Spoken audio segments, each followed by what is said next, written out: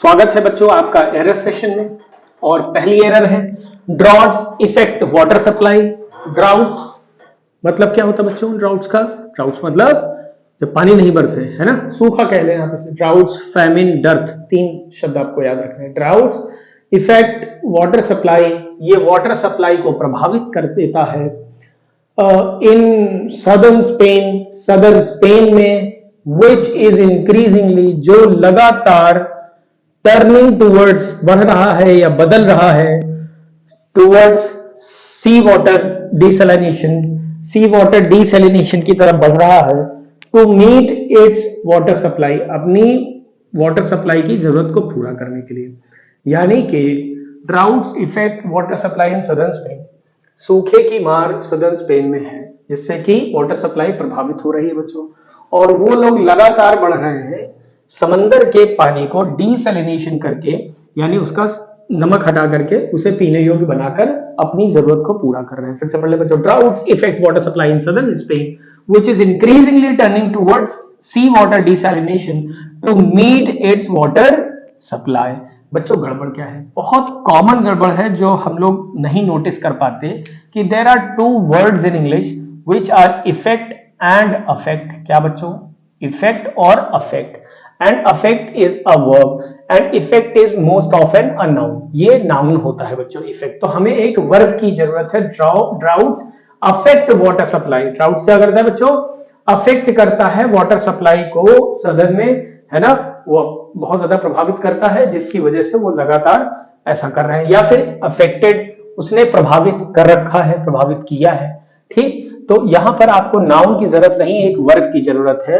Droughts affect या फिर affected water supply in southern Spain and which is increasingly turning towards water desalination to meet its water supply. Next बच्चों क्या है? Rapid climate warming. लगातार, rapid मतलब लगातार, climate warming यानी जलवायु का गर्म होना in the tundra biome have been linked, उसे लिंक कर दिया गया है टू इंक्रीजिंग श्रब डोमिनेंस। मैं मीनिंग बता देता हूं बच्चों। लगातार climate warming in this reason, इस क्षेत्र में, टुंड्रा बायोमी, बायोमी मतलब एक जगह, एक टेरिटरी, कौन सी वाली? टुंड्रा बायोमी। वहां का जो स्ट्रक्चर है, वहां का जो एटमॉस्फेयर है, बायोस्फीयर वहां की क्लाइमेट वार्मिंग में लगातार बढ़त हैव बीन लिंक्ड, उसे जोड़ा गया है। लिंक के साथ टू प्रेपोजिशन, किससे जोड़ा गया है? लिंक के साथ बच्चों टू प्रेपोजिशन आती है और किसी भी प्रेपोजिशन के बाद हमें जेरेंट आईएनजी अवस्था लेनी होती है। तो यहां तक तो ठीक जा रहा है। Have been linked to increasing shrub dominance. Shrub मतलब बच्चों घास फूस की डोमिनेंस देखने को मिल रही है वहां, यानी बढ़त देखने को मिल रही है। डोमिनेंस मतलब प्रबलता, इन्फ्लुएंस सिटी किसी चीज की, इंटेंसिटी किसी चीज की, बढ़ना। तो बच्चों गड़बड़ क्या है कि rapid climate warming in tundra biome have been linked. अब आप मुझे एक बात बता दें, कभी भी आप एरर को देखिए तो सब्जेक्ट वर्ब जरूर चेक करें बच्चों।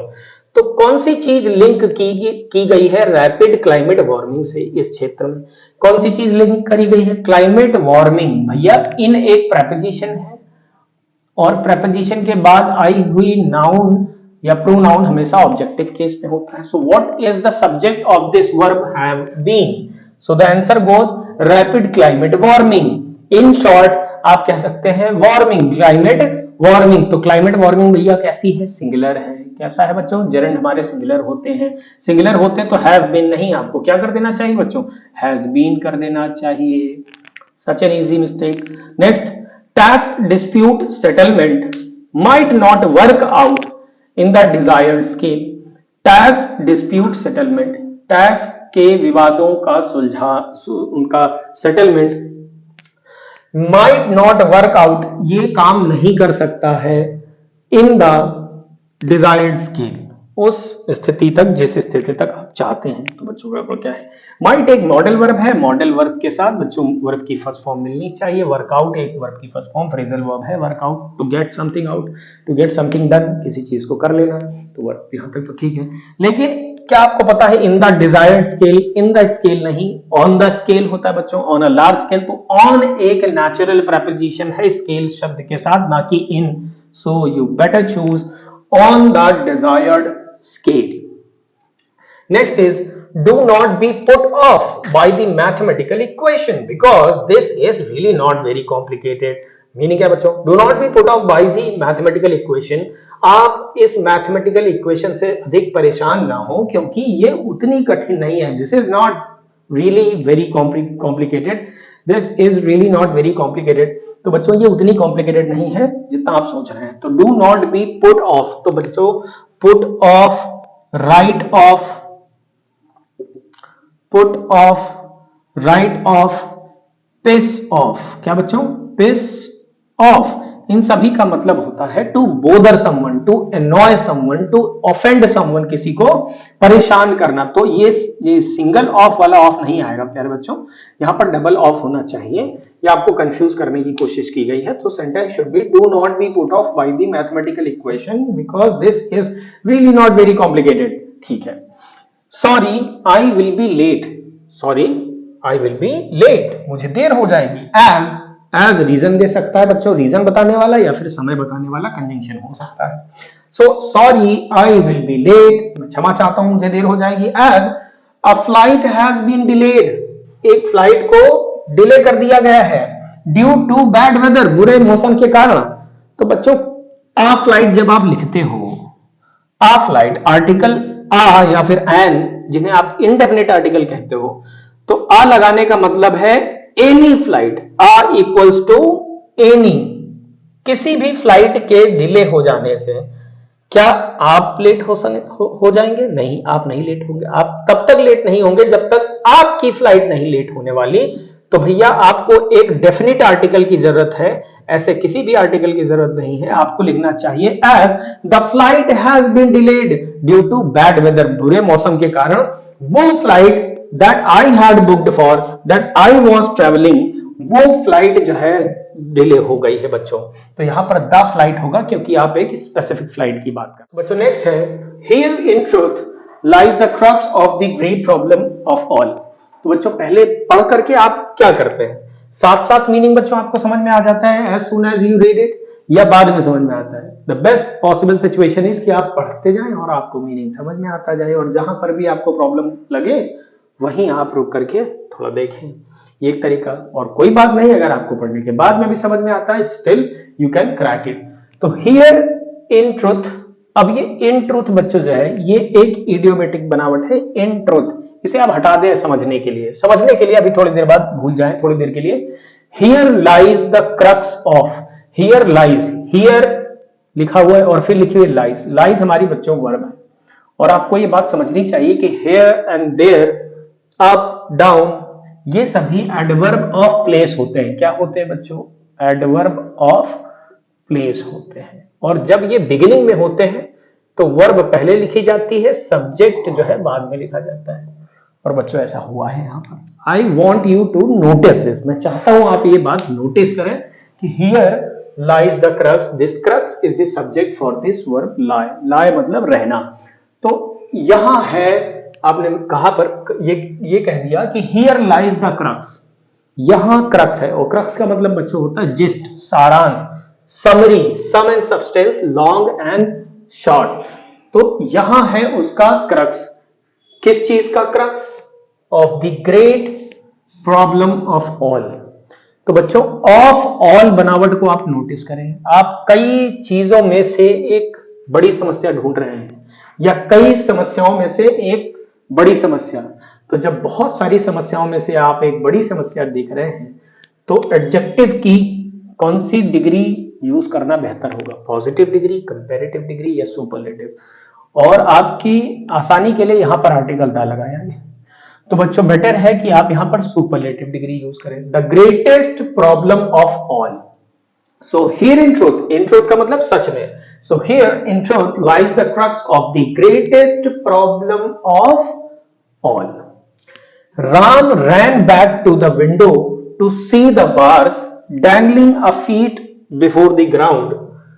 Ram ran back, राम भाग कर गया to the window, विंडो तक, to see देखने, the bars सलाखों को, bars मतलब बच्चे सलाखें, dangling जो लटक रही थी या झूल रही थी, a few feet कुछ feet before the ground जमीन के पहले। Does it make any sense? इस बिफोर का यहां पर क्या मतलब है बच्चों? बिफोर द ग्राउंड, बिफोर मतलब के सामने, के पहले। तो यहां इस बिफोर का बच्चों कोई मतलब नहीं है। बिलो द ग्राउंड या फिर अबव द ग्राउंड तो मतलब समझ में आता है। तो मुझे लग रहा है कि सलाखें जमीन से थोड़ा ऊपर रही होंगी, अबव द ग्राउंड। बेहतर है आप अबव लगाएं बच्चों, इसका मीनिंग है, बिफोर का कोई मीनिंग नहीं। I could not make what it is, for the wind was rustling the corn shocks। मतलब समझिए बच्चों क्या है, I could not make out। यहां पर बच्चों एक शब्द मिसिंग है, आप लिख ले, और वो शब्द है make out होना चाहिए, क्योंकि make out का मतलब होता है to understand। I could not make out, मैं नहीं समझ सका, what it is, ये क्या है। फॉर यहां पर बच्चों कंजंक्शन है, और जब ये फॉर कंजंक्शन बनता है तो ये क्योंकि जैसा मतलब रखता है बच्चों। क्या मीनिंग रख देता है, क्योंकि जैसा मीनिंग रखता है, एक कंपाउंड सेंटेंस क्रिएट करता है। क्योंकि, फिर से मीनिंग निकालो, आई could not make out what it is, मैं नहीं समझ सका ये क्या है, क्योंकि द विंड वॉज, क्योंकि हवा, वॉज रसलिंग, रसल कर रही थी। रसल करना मतलब एक तरह का साउंड तैयार करना, क्रिएट करना। कैसा sound, rustling the corn shocks. अब भैया भुट्टे के पौधे जब सूख जाते हैं और उन पत्तियों से किस तरह का साउंड निकलेगा, सरसराहट का एक साउंड, उसी साउंड को रसलिंग कहा गया है। और ये रसल कौन कर रहा था, कॉर्न शॉक्स कर रहे थे। The wind was rustling the corn shocks, wind जो है इन कॉर्न शॉक्स को रसल करवा रही थी, यानी उनसे एक साउंड निकलवा रही थी। और ये बात मैं समझ नहीं सका कि आखिर ये है क्या। असल बात थी कि वहां पर सरसराहट उन कॉर्न शॉक्स की थी, लेकिन आई कुड नॉट मेक आउट, मैं समझ नहीं सका फॉर अ वाइल, थोड़ी देर के लिए। तो everything, every situation talks about past, ये बात पास्ट की लग रही है। So why this what it is, it must be what it was. देखिए यहां पर कुड लिखा हुआ है, I could not make out, मैं नहीं समझ सका। The wind was rustling the corn shocks, यहां पर भी बच्चों पास्ट की बात हुई है, तो यहां पर भी पास्ट होना चाहिए। व्हाट इट वाज, अब इस वाज के साथ आप पढ़े सेंटेंस को, I could not make out what it was, for, क्योंकि the wind was rustling the corn shocks. ठीक है बच्चों, नेक्स्ट बता दो। Humans are drawn to foods, draw, drew, drawn, draw मतलब खींचना या खींचना। ह्यूमंस आर ड्रॉन, ह्यूमंस खींचे जाते हैं, टू व्हाट, ड्रॉ के साथ टू प्रेपोजिशन बच्चों फिक्स होती है, फूड्स की तरफ, भोजन की तरफ, या अलग अलग खानों की तरफ। फूड्स लिखा है बच्चों, यहां पर ये बात ध्यान रखें कि यहां पर फूड्स लिखा है, और पॉसिबल है अलग अलग तरह के खाने, है ना, junk food, organic food, different kinds of foods. So humans are drawn to foods, they are attracted to foods, and that is a relative pronoun बच्चों, that relative pronoun हो सकता है। और ये that relative pronoun की कहानी है कि ये अपने से पहले लिखे शब्द के अनुसार वर्ब तय कर लेता है। तो अगर ये foods है तो that भी कैसा वर्ब लेगा बच्चों, प्लूरल ले लेगा। that एक ऐसी अकेली जगह पर बच्चों बहुवचन हो जाता है, वैसे तो that is ही बोलेंगे आप, कभी that are नहीं बोलेंगे, but that can be plural in case it becomes a relative pronoun and it is followed by a plural noun। अगर ये किसी प्लूरल नाउन के बाद फॉलो किया गया है, इसके बाद अगर एक पहले प्लूरल नाउन आता है तो यही रिलेटिव प्रोनाउन प्लूरल हो जाता है, और प्लूरल होने के नाते ये प्लूरल वर्ब ले लेता है। तो यहां पर बच्चों इज नहीं, यहां पर क्या हो जाना चाहिए, आर हो जाना चाहिए। आप पढ़कर देखिए, humans are drawn to the foods that are fatty, sweet, rich and complex. ऐसे भोजन की तरफ मनुष्य खींचे चले जाते हैं। सही बात है भाई। The NCGG has been set up to assist in bring about governance reforms through studies. बच्चों मीनिंग समझ ले पहले। द एनसीजीजी, किसी भी ग्रुप के पहले आर्टिकल दा लिखना जायज है बच्चों, आर्टिकल दा आप लिख सकते हैं, स्पेशली ऐसे ग्रुप्स के नाम जो शॉर्टकट, शॉर्ट फॉर्म्स हो, एक्रोनिम कहते हैं बच्चों इनको, है ना, जैसे WHO, SBI, ठीक है, WTO, यूनेस्को। तो इन शॉर्ट फॉर्म्स के पहले, इन एक्रोनिम्स के पहले आर्टिकल द लिख लिया जाता है, और ये संस्थाएं हैं।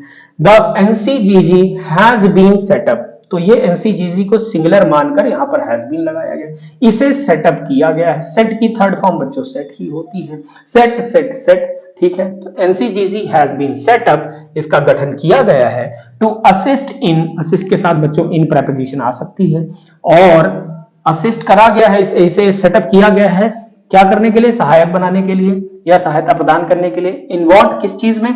ब्रिंग अबाउट मतलब कॉज टू हैपन, किसी चीज में घटित होने का कारण बन जाना।